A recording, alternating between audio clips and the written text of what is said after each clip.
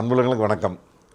ஆக்சுவலாக நிறைய விபத்துக்கள் விழிப்புணர்வு வீடியோ நிறைய நம்ம பண்ணிகிட்ருக்குறோங்க. ஆக்சுவலாக நம்ம டிஎம்எஃப் நிறைய பேர் அனுப்பிச்சிட்ருக்காங்க.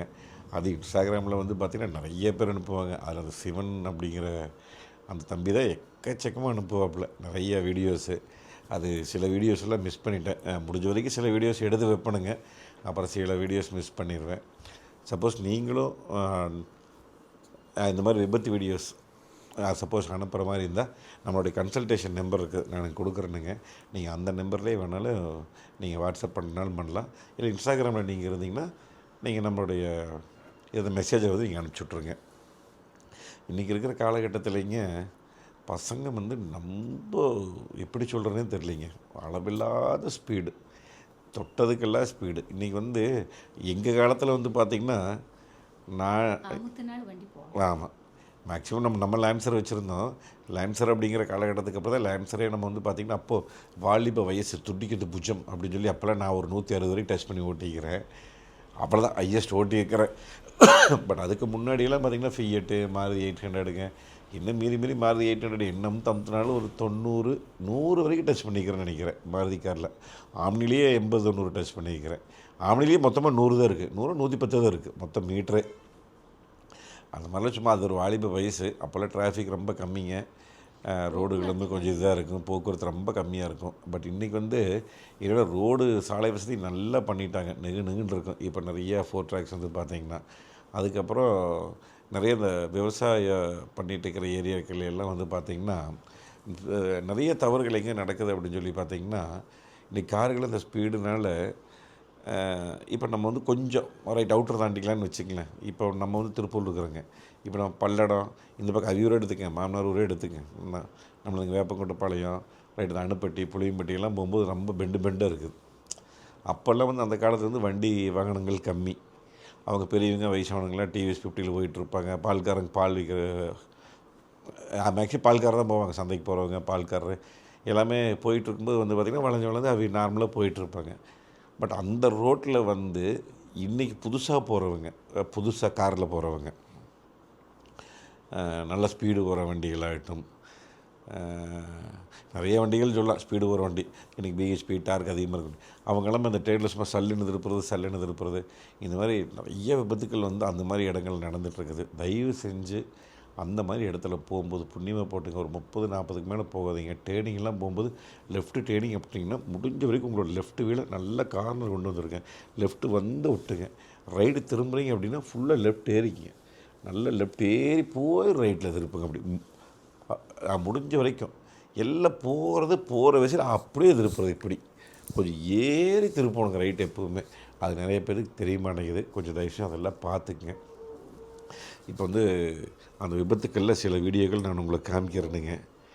இது பார்த்திங்கன்னா பரமக்குடியில் நடந்தது. இது ஆக்சுவலாக பழைய வீடியோ தான். எப்படி எனக்கு தெரிஞ்சு ஒரு 3-4 மாதம் இருக்கும். நம்ம அடிக்கடி சொல்லுவோம், நிறைய வீடியோக்குள்ளே சொல்லியிருப்போம். தயவு செஞ்சுங்க, ஒரு ஹைவேஸில், நல்ல பெரிய ஹைவேஸில் போகிறது, கிராஸ் பண்ணுறவங்க ஒரு நிமிஷம் நில்லுங்க. ஒரு நிமிஷமோ 10 செகண்டோ 5 செகண்டோ போய் நடுவில் நில்லுங்க. கிராஸ் பண்ணுறீங்க அப்படின்னா ஹைவேஸ் அது. அந்த ஹைவேஸில் மினிமம் எல்லா வண்டியுமே 60, 70, 80க்கு மேலே தான் வரும். புரிஞ்சுங்க தயவு செஞ்சு. இன்றைக்கி தெரிஞ்சுங்க. இந்த வீடியோ பார்க்குறவங்க மறக்காமல் குறித்து வச்சுக்கங்க. உங்கள் ஃப்ரெண்ட்ஸு, சொந்தக்காரங்க யாராவது இருந்தால் மறக்காமல் ஷேர் பண்ணி விட்ருங்க இந்த வீடியோவை, புண்ணியமாக போட்டு. ஹைவேஸில் போகும்போது ரோடை கிராஸ் பண்ணுறீங்க, யூடர்ன் பண்ணுறீங்க, என்ன பண்ணாலும் சரி, நடுவில் தயவு செஞ்சு நில்லுங்க. ஒரு 10 செகண்ட் 5 செகண்ட் நின்று நீங்கள் போய் ரோட்டை கிராஸ் பண்ணுறீங்க அப்படின்னா இங்கேருந்து வண்டி வராது, அங்கேருந்து வர வண்டி மட்டும் வரும், கிழக்குலேருந்து வர வண்டி தான் மட்டும் மேலே வராது. ஏன்னா போய் நீங்கள் ரைட்டில் திரும்ப போகிறீங்க அப்படின்னா போய் நில்லுங்க. நல்லா கிழக்க பாருங்கள். எந்த வண்டி கண்ணு கெட்ட தூரம் வரைக்கும். ஏன்னா சில வண்டியெல்லாம் நம்மளுக்கே கண்ணுக்கு இதாகிடும்.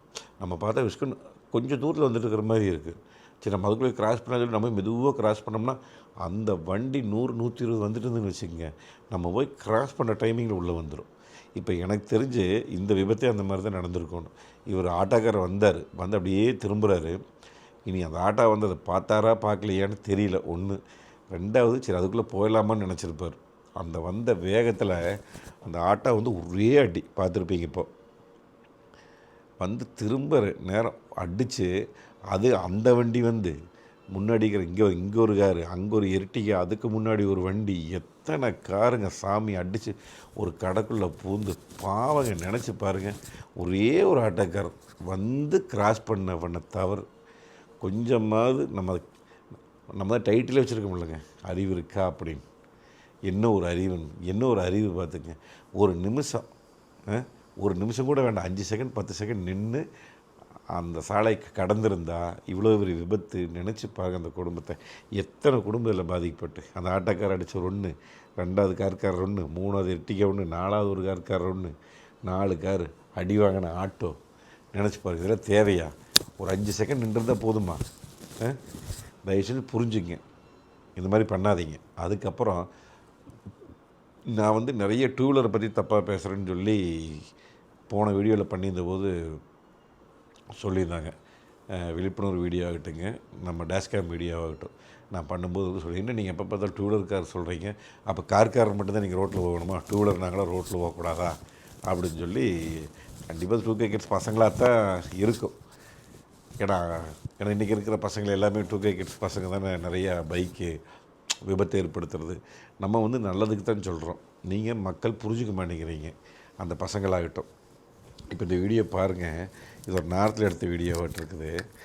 ரோடு எங்கே இருக்குது, இந்த வாக்கிங் நடந்து போகிறாங்களேங்க, அந்த ரோட்டில் போய் 2 பேர் அவ்வளோ ஸ்பீடு போகணுமா?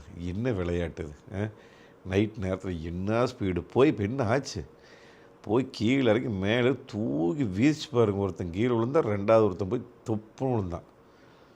கை கால் எல்லாம் முறிஞ்சு, நீ ஆள் இருக்க நீ அவுட்டான்லாம் தெரியல. இந்த வீடியோ அனுப்பிச்சி விட்ருந்தாங்க. இது எதுக்குன்னு கேட்குறேன் நான். இந்த மாதிரி ஒரு ரோடு இருக்குது, ரோட்டில் போயிட்டுருக்க வேண்டியதானே ஓரமாக நீங்கள் பாட்டுக்கு. சரி, நைட் நேரம் யாரும் இல்லை, டிராஃபிக் இல்லையா, ரைட் 70வோ 80வோ யாருமே இல்லாத இடத்துல தப்பு இல்லை. இது போய் இப்படி போகலாமா? நடக்கிற இடத்துல இப்படி போகலாமா? பார்த்துக்குங்க. அதுக்கப்புறம் இது வந்து பார்த்திங்கன்னா எங்கேயோ நார்த்தில் தான் நடந்த மாதிரி தெரியுதுங்க. இது ஆக்சுவலாக வந்து பெங்களூர் இருக்குது, கேஏ கர்நாடகா. இந்த நிசான் மேக்னைட் போயிட்டுருக்குதுங்க. கரெக்டாக இந்த நிசான் மேக்னைட்டுக்காரர் நீ என்ன பண்ணார் ஏது பண்ணாருன்னு தெரியல. இந்த நிசான் மேக்னைட்டுக்காரரை போய் அந்த பால்காரர் வந்து சிவனேன்னு போயிட்டுருக்க வேண்டியது பால்கார். இந்த நிசான் மேக்னைட் போயிட்டுருக்குது. அவருமே கொஞ்சம் நல்ல ரைட் ஏறி போயிருக்கிறார். அங்கே வரும் போய் அவர் முன்னாடி லைட்டை ஒரு பந்தா பண்ணிவிட்டு ஒரு ஸ்டைல் பண்ணிவிட்டு லெஃப்ட் ரைட் திரும்பி வருங்க. திரும்பி வேடிக்கை பார்த்துட்டு இப்போ ஒரே அடி அந்த வேனில். அப்பா 407 அங்கே பாருங்க அப்படியே சும்மா அப்படியே ஸ்டைலாக சுற்றி விழுகிற. அப்படியே தான் அந்த படத்துலலாம் காமிப்பாங்க இல்லைங்க, அந்த மாதிரி. ஏன் இந்த விபரீத விளையாட்டு? 2 வீலரு பால் வியாபாரம் பண்ணுறீங்கன்னா ஒழுக்கமாக போய் ஒழுக்கமாக பால் வியாபாரத்தை பண்ணலாம். எதுக்கு இந்த விளையாட்டு ரோட்டில்? நினச்சி பாருங்கள். இப்போ வண்டியும் போய் கையெல்லாம் முறிஞ்சு, இதெல்லாம் தேவையா? அந்த நிசான் மேக்னைட் பக்கத்தில் ஒரு பைக் 2 வீலர் போயிட்டுருக்கா, சிவனேன்னு அவங்க போயிட்டுருக்குறாங்களா? அவங்க உண்டு, அவங்க வேலையை உண்டுன்னு.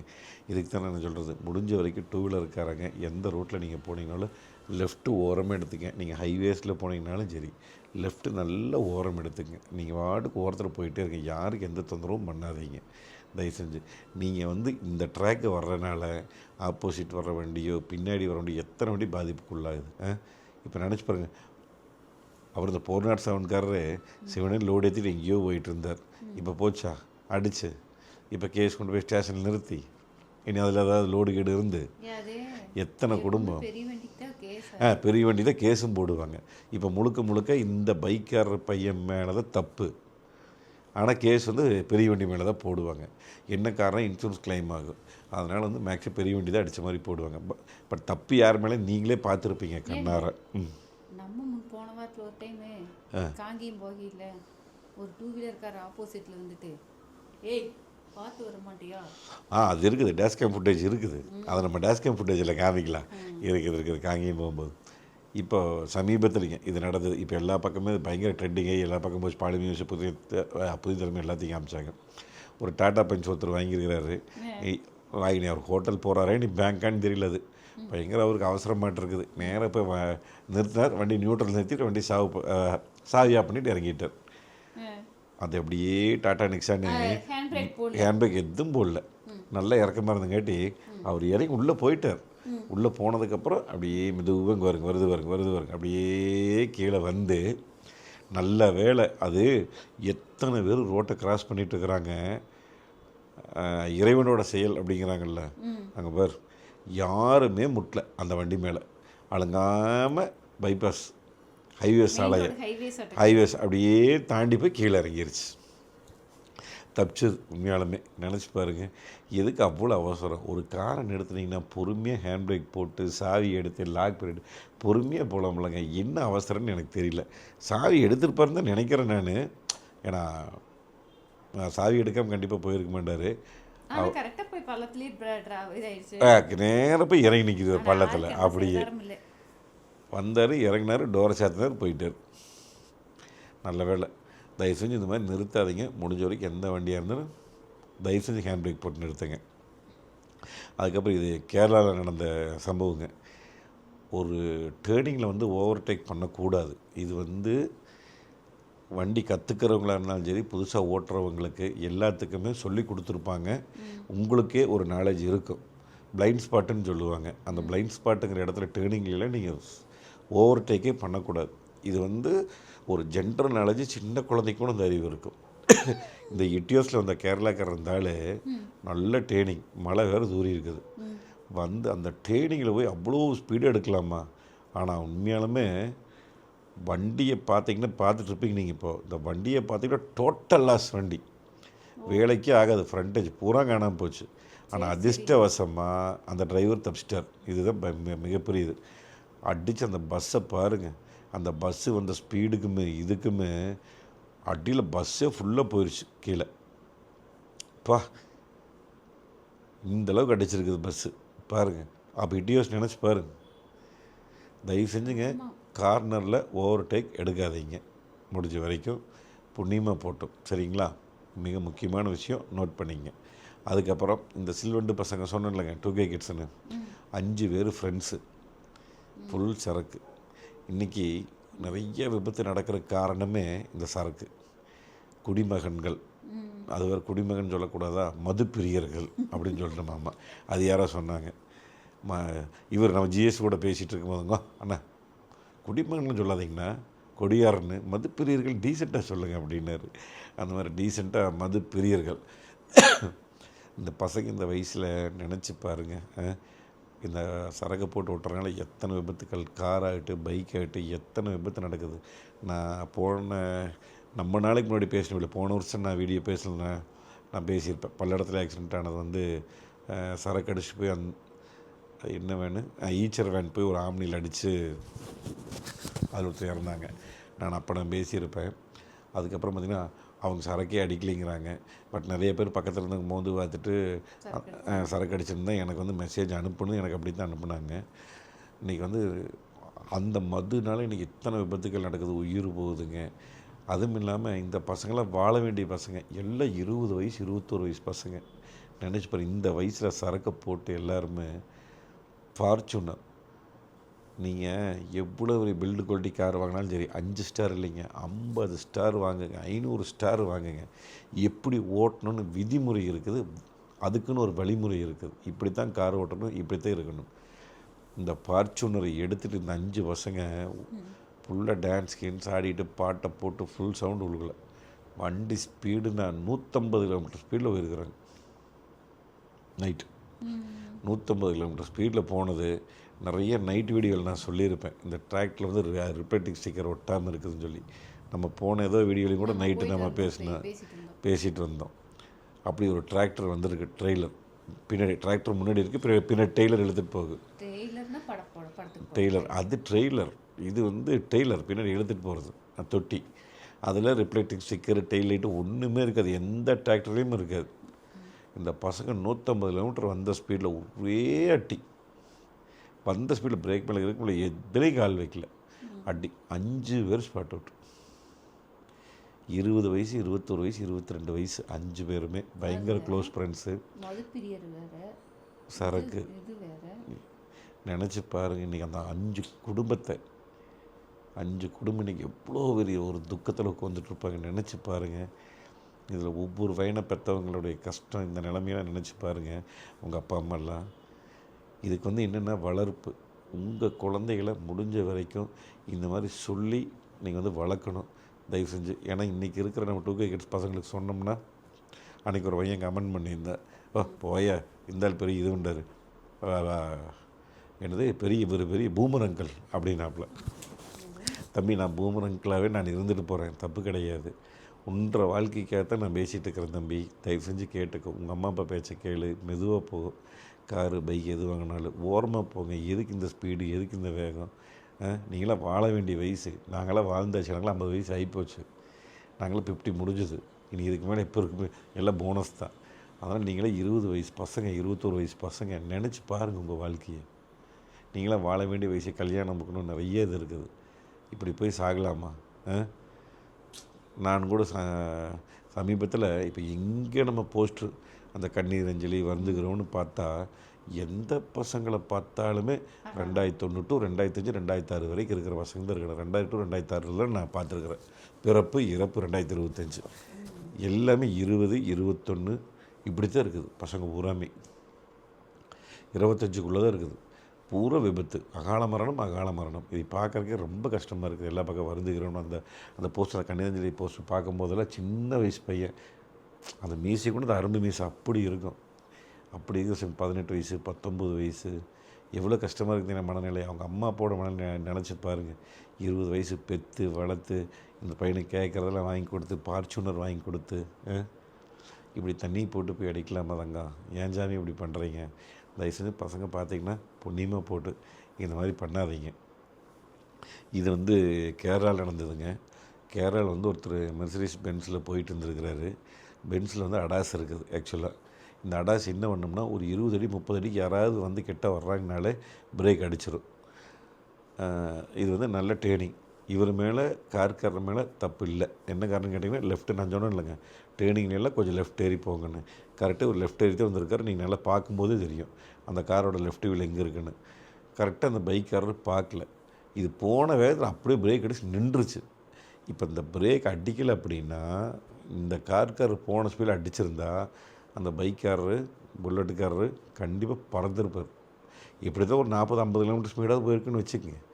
அதுக்கு அடித்தாலே இன்னும் வெயிட் இருக்குது பென்ஸுங்கிறது. நினச்சி பாருங்க. அடித்தா நல்ல வேலை ஏதோ காலடியோடு தப்பிச்சார் அவர். ஏதோ கடவுள் புண்ணியமாக போட்டு இந்த மாதிரி ட்ரெயினிங்லாம் போகும்போது பார்த்து நிதானமாக சூதானமாக போங்க. அதுக்கப்புறம் நம்ம போன 2-3 நமது விபத்து வீடியோவில் பேசும்போது, என்ன ஆண்கள் மட்டும்தான் தவறு பண்ணுறாங்களா, பெண்கள் தவறு பண்ணுறாங்க? பெண்கள் நிறைய பேர் தவறு பண்ணுறாங்க. நான் அந்த டேஷ்கேம் வீடியோவில் நாங்கள் காமிச்சிருப்பேனுங்க. கோயம்புத்தூரில் ஒரு பொம்பளை வந்து 2 கையை விட்டுட்டு ஜாலியாக இப்படி கை வீசிட்டு போகுது. நைட் எத்தனை மணிக்கு? 10:45 மணிக்கு ஹோண்டா ஆக்டிவாவில். போன டேஷ்கேம் வீடியோவில் போன டேஷ்கேம் அதுக்கு முன்னாடி டேஷ்கேம் வீடியோ நான் போட்டிருப்பேன். எனக்கு நம்ம டிஎம்எஃப் அனுப்பிச்சுட்ருந்தாங்க. நைட்டு 10:30 மணிக்கு ஜாலியாக 2 கை விட்டு ஹாய்னு பாட்டு பாடிட்டு போகுது. பாட்டு பாடிட்டு போய் அடிக்கிற மாதிரி போய் டிவைட்டரில் பட்டுன்னு பிடிச்சிருச்சு. அடிச்சதுன்னா அவ்வளோதான், நடு ரோட்டு கிடந்திருக்கு பெப்பளப்பேன்னு. கை கால் முடிஞ்சு பூரம் எல்லாம் காயமாய் பேசல எல்லாம். ஆமாம், பேசலாச்சுன்னா பர்சனாலிட்டி போயிடும். மூஞ்சில் அடி விட்டுச்சுன்னா. இந்த ஸ்கூட்டியில் வர பொம்பளைங்க கார் நேராக போயிட்டுருக்குது. ஆக்டிவா ஜூட்ரோ இப்படி கார் நேராக போயிட்டுருக்குது. அந்த அம்மா வாட்டுக்குள்ளே வந்து ரைட்டில் உள்ள விழுகுது. வந்து அடிச்சுட்டு ஆக்டிவா முறைச்சி பார்க்குதா? அதை பார்த்துட்டு போயிடுச்சு. நான் என்ன சொல்கிறேன் அப்படின்னா, இந்த அம்மா மேலேயே தவறு. எதுக்கு இந்த அவசரம், எதுக்கு இந்த இதுன்னு கேட்குறேன் நான். ஏன் இவ்வளோ அவசரம்? இதே மாதிரி தானுங்க. நான் காலையில் 2 நாளைக்கு முன்னாடி ரித்திக் காலேஜ் விட்டுட்டு வந்தேன். அங்கே சந்தைக்கட்டை 1 வே போட்டுருக்குறாங்க சந்தைப்பேட்டையில். நான் கரெக்டாக தான் வந்தேன். மார்க்கெட் போகிறதுக்கு ஒரு பொலிரோ பிக்கப் அர்ஜென்ட்டு ஆர்ன் அடிச்சுட்டே வந்தான். வந்து மேலே எம்மேல் விட்டு போட்டு கரெக்டாக நம்ம அந்த பின்னாடி சீட்டில் உட்காரும்போது கால் வச்சிருமில்ல ஃபுட் ரெஸ்ட்டில் அடித்து நான் கொஞ்சம் எனக்கு உலட்டி விட்டுடுச்சு. நான் பேலன்ஸ் பண்ணிட்டேன். கொஞ்சம் தூரம் தள்ளி வந்துட்டு 2 பெரியவர் வந்தாங்க. நின்றுட்டு, ஏம்மா வேன் வருது, நீ பார்த்து வர மாட்டியா? வேன்காரன் வந்து ஆப்போசிட் ரூட்டில். One way opposite. ஆமாம், ஒன் வே தான் எனக்கு தெரியா. நீ பார்த்து வர மாட்டியா? எனக்கு பின்னாடி வந்தார் ஒருத்தர். அப்புறம் நான் சொன்னேன், நான் கரெக்டான வேற ரூட்டில் தான் வந்துட்டு இருக்கிறேங்க, அவரு தான் தப்பாக வந்துக்கிறார், வேன்காரர் தான் தப்பாக வந்துக்கிறாங்க அப்படின்னு. பின்னாடி வந்தது, அம்மா நான் உன்ற பின்னாடி தான் வந்தேன், நீ கரெக்டாக தான் வந்த, அவன் மேலே தான் தப்பு அப்படின்ட்டு போனார். பார்த்தியா, அப்போ 4 மக்கள் நல்லவங்க இருக்கிறாங்க. நான் அப்பவும் என்ன இறங்கி கேட்கலாமன்னு பார்த்தேன். காலையிலேயே நான் நேரத்துக்கு அவங்க ஊருக்கு போய் சண்டை கட்டணும், லேடிஸ் சண்டை கட்டணும் தெரியும். எதுக்கு சண்டை விட்டு நம்ம போய், ஏன்னா இன்றைக்கி முடிஞ்ச வரைக்கும் நம்ம கரெக்டாக போயிட்டு கரெக்டாக போய்க்கலாம். தேவையில்லாமல் எந்த வம்பு வழக்குக்கு நம்ம போக வேண்டாம். நம்மளுக்குன்னு குடும்பம் இருக்குதுங்க. இன்றைக்கி இதை நினச்சி வண்டி, பைக்கு, காரு, வேனு, பிக்கப் இது வேணாலும் ஓட்டுக்கு, பஸ், லாரி, உங்களுக்குன்னு குடும்பம் இருக்குது, நினச்சி பார்த்துங்க. சரிங்களா? நீங்களும் அடித்து மற்றவங்கள செத்தாலுமே உங்களுக்கு என்ன ஆகுன்னு நினச்சி பாருங்கள். அதனால் தயவு செஞ்சு உங்களுக்கும் ஃபேமிலிக்கு, நாளைக்கு நீங்கள் வந்து புளரோ பிக்கப்லேயே போயிட்டுருப்பீங்களா? இப்போ நீங்களும் நாளைக்கு இறங்கி பஸ்ஸோ கார்லேயோ நீங்கள் சாரி 2 வீலர் நீங்களும் போவீங்கள, அந்த மாதிரி உங்களுக்கு இடம் தான் நினச்சி பாருங்கள். தயவு செஞ்சு இந்த மாதிரிலாம் ஓட்டாதீங்க. புண்ணியமாக போட்டு யாராவது முட்டிட்டாலுமே நம்ம மேலே தவறு இருந்தாலும் சரி, இல்லை பெரிய தவறாக இருந்தாலும் சரி, சின்ன தவறாக இருந்தாலும் சரி, ஒரு வாரத்தை இறங்கி ஒரு புன்னகை, ஒரே ஒரு சிரிச்சுட்டு சாரிங்கன்னு சொல்லிட்டிங்கன்னா வேலை முடிஞ்சது. பயங்கர ஹாப்பியாக போயிருங்க. எந்த கோபம் வராது. இப்போ என்ன பிரச்சனை அப்படின்னா, மக்கள் வந்து ஃபாஸ்ட் உலகம் ஆகி போச்சு, அவசர உலகம். எடுத்தான் பிடிச்சேன் போகணும், நான் போகணும், நீ ஒன்று முதல் போயிட்டுருக்குறாங்க. தயவு செஞ்சு இதை கொஞ்சம் கம்மி பண்ணிங்க, கொஞ்சம் பொறுமையை கையாளுங்க. தயவு செஞ்சு பொறுமை. வர்றாங்கல்ல பெரிய வண்டிக்காரன் வர்றாங்கல்ல, வண்டி ஒரு ஓரத்தில் ரைட் சைடு போனால் இவங்க லெஃப்ட் எடுத்து போயிடுது, அது பின்னாடி இப்போ ஆறணும். அது இன்றைக்கி பயங்கர கோவங்க. இன்றைக்கி எனக்கு கிருன்னு ப்ரெஷர் ஏறிச்சு. ஒரு ஈச்சர் வண்டி ஈரோடு போயிட்டு வந்துட்டு இருந்தாங்க. ஒரு ஈச்சர் வண்டி ஒன்று பின்னாடி ஆரன் அடிச்சுட்டே வர்றாப்புல. எதுக்கு அத்தனை ஆரன்னு தெரியல. ஐயோ, இந்த கையெல்லாம் சொறி பிடிச்சிருக்க மாட்டேருக்குது, சொறி சரங்கு. அது பாரு, எடுத்து போடுற பஸ் பச்சை போட்ட உடனே 10 பேர் ஆன் அடிப்பாங்க, கிங்கின்னு ஆன் அடிப்பாங்க. ஆனால் மூவ் பண்ணி தான் நாங்கள் ஒன்று ஒரு நாளைக்கு நம்ம ஜிஹெச் கிட்ட நிறுத்தி வீடியோ எடுக்கும். ஆமாம். அதனால் லேடிஸு பொறுத்த வரைக்கும் நம்ம கடைசி லேடிஸ் பற்றி பேசிகிட்டு இருந்தோம். புண்ணியமாக போட்டுங்க. லேடிஸ் வந்து தயவு செஞ்சு பார்த்து நிதானமாக சூதானமாக ஓட்டுங்க. இது முழுக்க உங்கள் மேலே தவறு, லேடிஸ் மேலே தவறு. அந்த அம்மா போகிற அவசரம் எங்கேயோ அவசரமாக போகுது, தப்பு கிடையாது. இப்போ முட்டிட்டு அந்த அம்மா திரிச்சு சாரிங்கன்னு சொல்லிட்டு போயிருந்தா வேலை முடிஞ்சுது. இப்போது வேறு ஏதாவது இன்னும் கொஞ்சம் கார்காரன் கொஞ்சம் கோவத்தில் இருந்தானா சைடு ஓட்டு போய் நிறுத்தி அந்த மேலே வார்த்தை பேச, அந்த அம்மா திருப்பி பேச, இப்படியே வார்த்தைகள் முத்தி போய் கையோங்கிற அளவுக்கு போய் அடிக்க ஆகி கைகளப்பாய் ரோட்டில் வர்றவங்க பார்க்க அவங்களும் பூந்து அடிக்க. இது எங்கேயும் நடந்தது பார்க்கிங்கில், திருப்பூரில். வெறும் 2 வீலர் பார்க்கிங் நிறுத்த போன இடத்துக்கு ஏன்டா என் கடை முன்னாடி நிறுத்தினு கேட்டான். நீ என்னடா கேட்குறது கடை முன்னாடி நிறுத்துறதுன்னு? நான் யார் தெரியுமா? உடனே வெறும் கடை முன்னாடி பைக்கு கொண்டு போய் நிறுத்தினதுக்கு இவன் 10 பேர்த்த வர சொல்லி கடைக்காரன் போய் பிடிச்சி அடித்து, அவங்க 10 பேர் அடித்து, கடையை உடைச்சி, கண்ணாடி உடைச்சி. ஆண்டவா, ஏங்க இவ்வளோ கோபம்? சாரிங்கன்னு சொல்கிறதுக்கு என்னங்க உங்களுக்கெல்லாம் நோகுது, வலிக்குது? ஒரு அன்பாக புண்ணையோடு சிரிச்சிட்டு சாரிங்க தெரியாமல் நிப்பாட்டி வண்டி எடுத்துக்கிறேன், அவ்வளோதான். இங்கே தான் நிறுத்துவேன். நான் யார் தெரியும்? இந்த கெத்து காமிக்கிறது. இதுக்கு இந்த கெத்து காமிச்சு பழகிறீங்கன்னு தெரியல. கொஞ்சம் கீழே இறங்கி போங்களேன். நம்ம என்ன ஆக போகிறோம் இதனால்? நம்ம வாழ்க்கையே போயிருங்களா?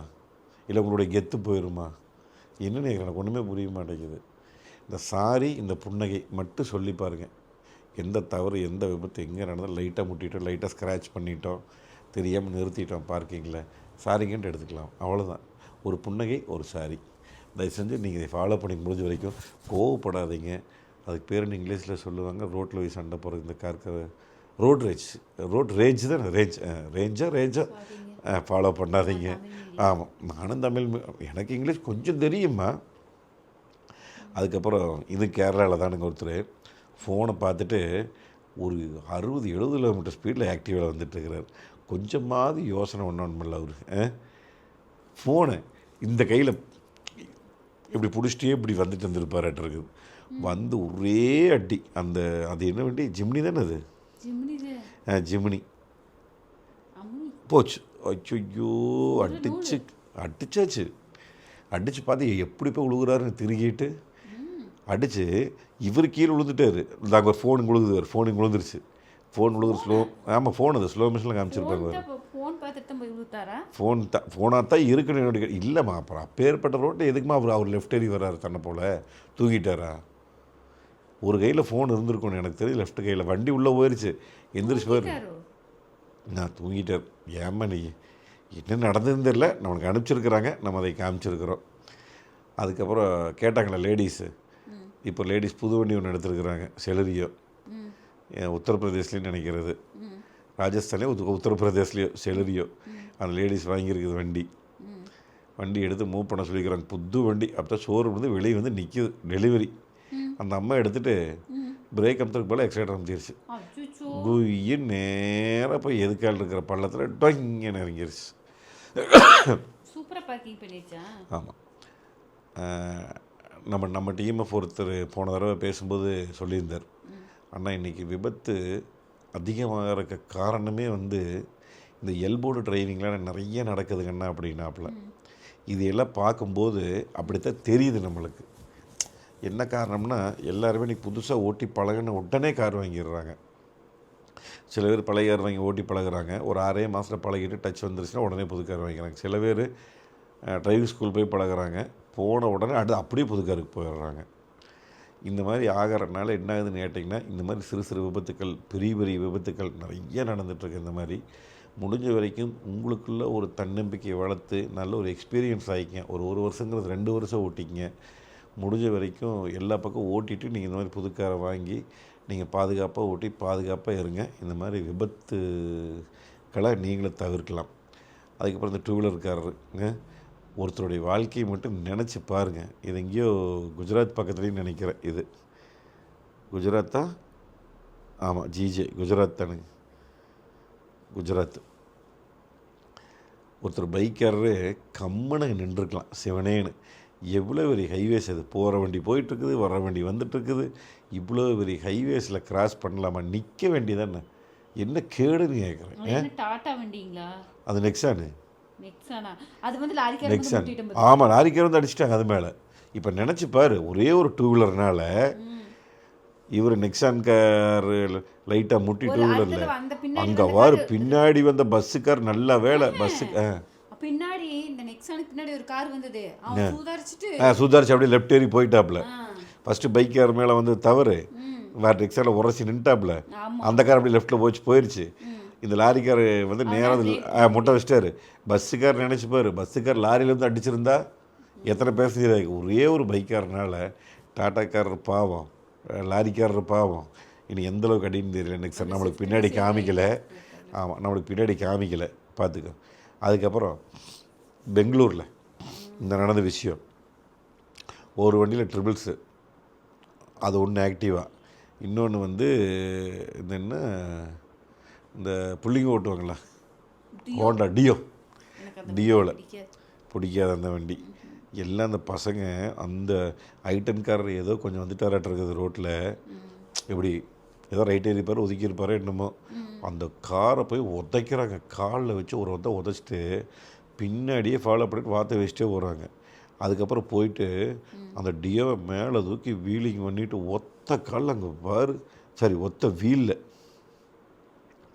ஆடா பாவிகளா சாமி, நம்மளுக்கு பார்க்குறக்கே நெஞ்செல்லாம் கொலை நடுக்குது. எப்படிமா ஓட்டுறாங்க இந்த பசங்க? சென்டர் ஆஃப் சிட்டியில் ஒரு ஹைவேஸில் பெங்களூரில் இப்படி ஓட்டுறாங்க தூக்கிட்டு. பெங்களூரில் கேமரா அதிகமாக மாட்டிருப்பாங்கல்ல? கேமரா இருக்குது கண்டிப்பாக இது மாவுக்கட்டு இருக்கிறதுக்கு வாய்ப்பு இருக்குது. அதுக்கப்புறம்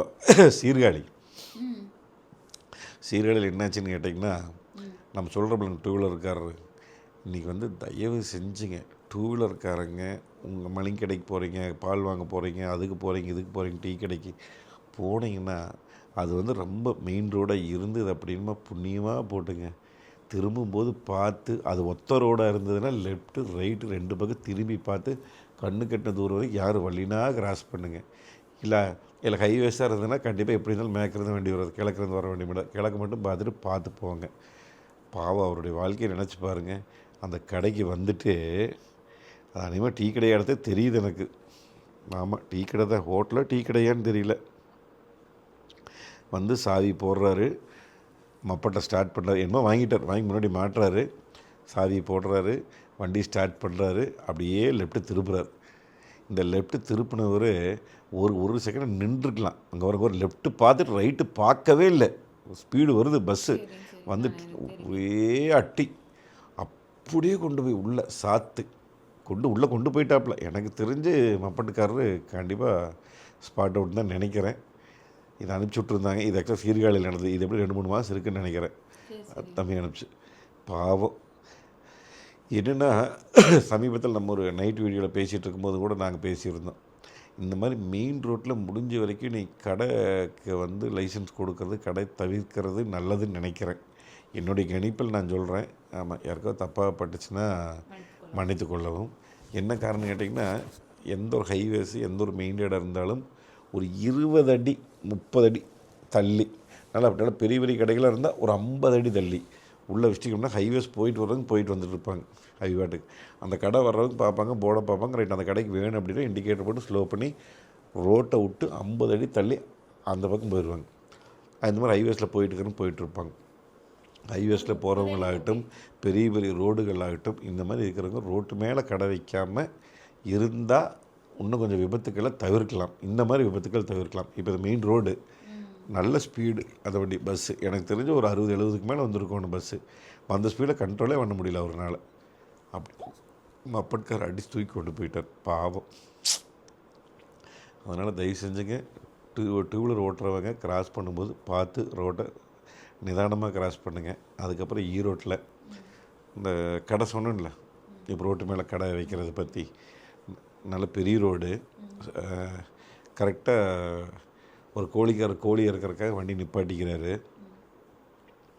அவருடைய 2 வீலுமே தார் ரோட்டில் தான் இருக்குது. என்ன 2 வீலுமே டூ வீலர்? இது பிக்கப், பொலிரோ பிக்கப். ரோட்லேருந்து கோழி இறக்கிட்டு இருக்கிறாங்க. நேராக வந்துட்டு இருந்தார். நம்ம லெஃப்ட் உள்ள வந்து நின்றுருக்கோன்னு இங்கேயே நிப்பாட்டிட்டார். பாருங்கள் எந்த இடத்துல நிப்பாட்டிக்கிறாருன்னு பாருங்கள். பின்னாடி வந்த பைக்காரரு அதை கவனிக்கவே இல்லை. அவரும் ஒரு 60-70 வந்திருக்கிறாரு. ஒரே அடி வந்து அடித்து நெஞ்சு அடித்து அப்படியே விழுந்துட்டார் கீழே. Spot out. சீரணிக்கவே முடியலைங்க பாவம். ஆனால் அதுக்கு முன்னாடி ஒரு லாரி நிற்கிது. லாரியே நிற்கிது அந்த இடத்துல. அந்த லாரி நல்லா ஒட்டி நிப்பாட்டிக்கிறாங்க உள்ளுக்குள்ளே. இது ஆக்சுவலாக வந்து நம்ம யார் மேலே தப்பு சொல்கிறதுன்னு தெரில. பொலிரோ பிக்கப்காரர் மேலே தவறா, இல்லை பைக்காரரு பார்க்காம ஸ்பீடாக வந்தது தவறா, யார் மேலே தவறுன்னு மறக்காமல் நீங்களே கமெண்ட்டில் சொல்லுங்கள் டிஎம்எஃப். தயவு செஞ்சு இந்த மாதிரி ரோட்டு கடைகளை ரோட்டில் மெயின் ரோட்டில் இருக்கும்போது புண்ணியமாக போட்டும் நீங்களும் கடைகள் ஏதாவது வச்சுருந்தீங்க அப்படின்னா, பார்க் பண்ணுறவங்க, டூ வீலரில் வர்றவங்க யாராச்சும் வந்தீங்கனாலும் கொஞ்சம் ஓரமாக தள்ளி நிறுத்துங்கன்னு சொல்லி நீங்களும் அட்வைஸ் சொல்லுங்கள். முடிஞ்ச வரைக்கும் அவாய்டு பண்ணி, இப்படி ஒரு ரோடு போயிட்டுருக்கு, லெஃப்ட் சைடு கடை இருக்குன்னா எல்லாமே கொஞ்சம் ஒதுக்கி கொண்டு போயிருங்க. ரோட்டை போகிறவங்களுக்கு விட்டுருங்க. இந்த மாதிரி விபத்துக்கள் வந்து முடிஞ்ச வரைக்கும் கொஞ்சம் தவிர்க்கலாம். நம்மளால் என்ன பண்ண முடியுமோ நம்ம பண்ணுவோம், நம்மளை தவிர்ப்போம். அதுக்கப்புறம் சென்னிமலையில் தண்ணீர் பாட்டில் வந்து ஸ்கூல் படிக்கிற குழந்தைய வந்து போயிட்டுருக்கும்போது தண்ணி பாட்டில் வச்சுருந்துருக்காங்க. அது போய் கரெக்டாக அந்த கிளச்சுக்குள்ளே போய் மாட்டிடுச்சு. அந்த வேன் டிரைவர் அமுத்தவும் அது போய் கட்டுப்பாட்டிலேருந்து கீழே கவுந்துருச்சு. நல்ல வேலை சின்ன காயங்களோட யாருக்கு எந்த உயிர் சேதமும் இல்லை. அதனால் அந்த தண்ணி பாட்டில் வைக்கிறவங்க கொஞ்சம் பார்த்து ஸ்டாண்டு வாங்கி அதை கரெக்டாக வைங்க. ஆனால் தண்ணி பாட்டில் வைக்க முடியாதுன்னு நம்ம சொல்ல முடியாது. கார்லேயே பைக்கில் அது வைக்கிறதுக்குன்னு இடம் இருக்குது. சப்போஸ் இந்த மாதிரி வேன்கள் இடம் இல்லை அப்படின்னா, அதை இப்போது 40 ரூபாய் 50 ரூபாய்க்கே விற்கிறாங்க. அந்த தண்ணி மாட்டுறது, அந்த பச்சை கலர் ப்ளூ கலர் இருக்குது. அதை வாங்கி பிளாஸ்டிக்கில் வாங்கி நீங்கள் ஸ்க்ரூ பண்ணிட்டீங்க அப்படின்னா தண்ணி பாட்டில் அதில் வச்சுக்கலாம். முடிஞ்ச வரைக்கும் இந்த மாதிரி தண்ணி பாட்டில் எங்கேயும் அங்கேயும் அது என்ன சொல்கிறது, உருள்ற அளவுக்கு எங்கேயும் வைக்காதீங்க. அதுக்கப்புறம் காகித்து பக்கத்தில் சென்னிமலையில் வந்து பார்த்திங்கன்னா, ஒருத்தர் ஒரு 40-50 கிலோமீட்டர் ஸ்பீடில் வந்திருப்பார்னு நினைக்கிறேங்க. நல்ல டேர்னிங் வந்து அவர் வாடி திரும்புகிறாரு. பட் இங்கேருந்து உள்ளேருந்து ஒரு லேடிஸ் ஒன்று வருது. அவர் என்ன நினச்சிட்டாரு, அந்த அம்மாவை பார்த்து பயந்துட்டார். ஐயோ அந்த அம்மா உள்ளே வந்துருமாட்டிருக்குதே அப்படின்னு பயந்துட்டார். பயந்து விஸ்கனை பிரேக் பிடிச்சவர் வண்டி அப்படி தரத்தனை எடுத்துகிட்டு போய் கீழே விழுந்து பாவமாக அவரும் இறந்துட்டாருங்க. இந்த அம்மா லெஃப்ட்டில் பார்த்துட்டு அதுக்கப்புறம் தான் ரைட்டில் பார்க்குது. இந்த அம்மா லெஃப்ட்டில் பார்த்துருச்சு. இந்த அம்மா அதுக்கப்புறம் தான் ரைட்டில் பார்க்குது. நிறைய வீடியோக்கள் நான் சொல்லியிருப்பேன். இப்போ எனக்கும் கூட சூலூரில் நடந்தது இந்த மாதிரி சம்பவம்.